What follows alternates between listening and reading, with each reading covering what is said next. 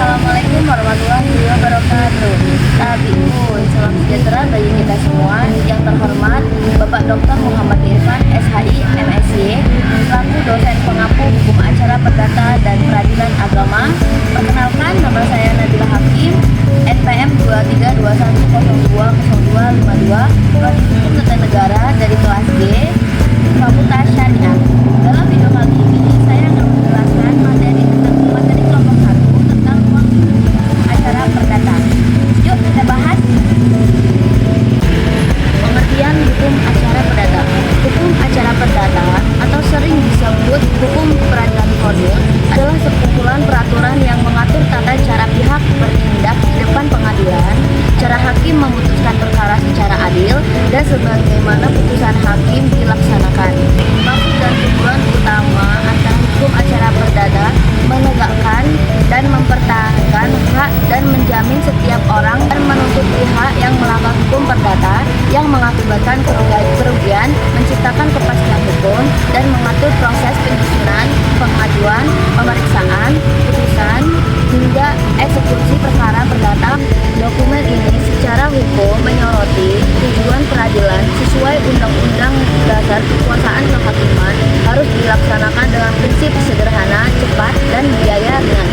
Dasarnya mengadopsi dari Belanda berdasarkan asas korrespondensi dan masih berpedoman pada warisan kolonial. Sumber-sumber utama hukum acara perdata di Indonesia meliputi HIR, berlaku untuk golongan Bumi Putra dan Timur Asing dan Jawa, Madura. RBG, berlaku untuk wilayah di luar Jawa dan Madura.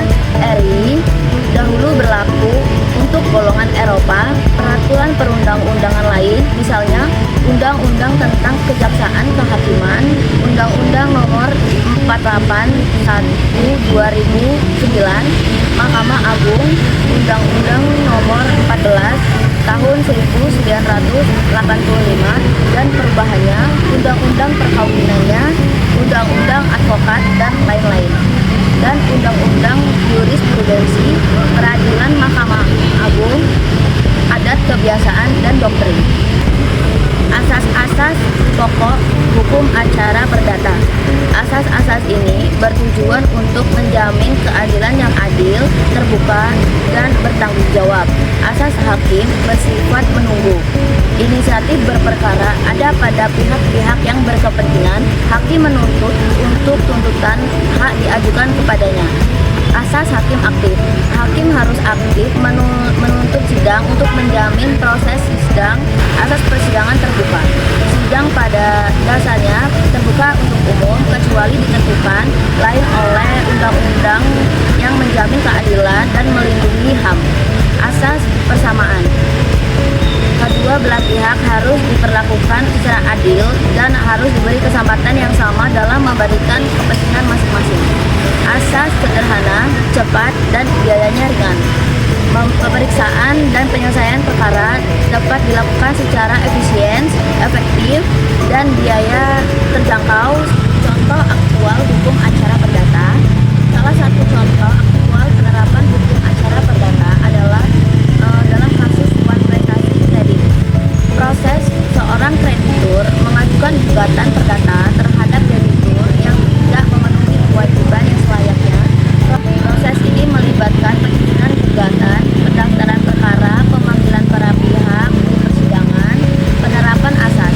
Dalam persidangan, hakim akan menerapkan atau hakim aktif memberikan ruang dialog atau mengupayakan perdamaian.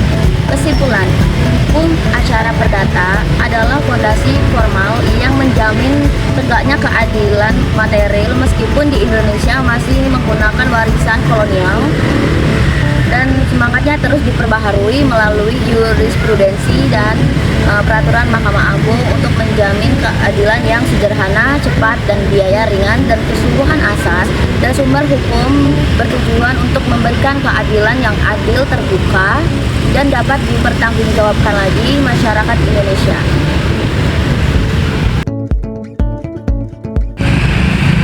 Sekian materi yang dapat saya sampaikan, kurang lebihnya saya mohon maaf. Saya akhiri, wassalamualaikum warahmatullahi wabarakatuh.